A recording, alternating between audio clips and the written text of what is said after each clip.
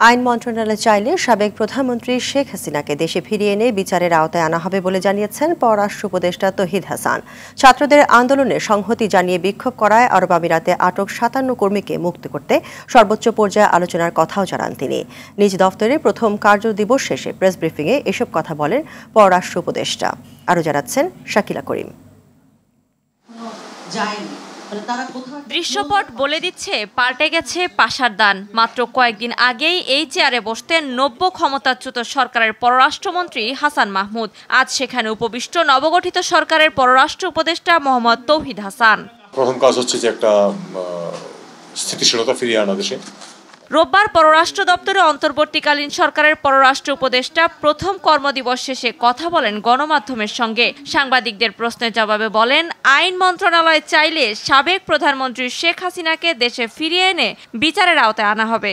এটা যদি আমাকে আইন মন্ত্রণালয় কখনো বলে, এটা আমার বিষয় না। আইন মন্ত্রণালয় যদি বলে যে তাকে ফিরিয়ে আনার জন্য চিঠি দেন, আমি দেব।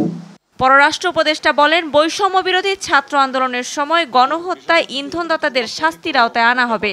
এ প্রক্রিয়ায় প্রয়োজনে জাতিসংঘ যুক্ত হবে।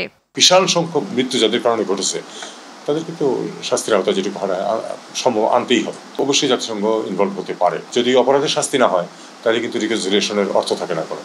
ছাত্রদের আন্দোলনের সংহতি জানিয়ে বিক্ষোভ করায় আরব আমিরাতে আটক ৫৭ কর্মীকে মুক্ত করতে সরকারের সর্বোচ্চ পর্যায়ে আলোচনার কথা জানান তিনি। ভারত সরকারের সঙ্গে সম্পর্ক রাখবে জানিয়ে উপদেষ্টা বলেন, দেশের স্বার্থকেই প্রাধান্য দেবেন তারা।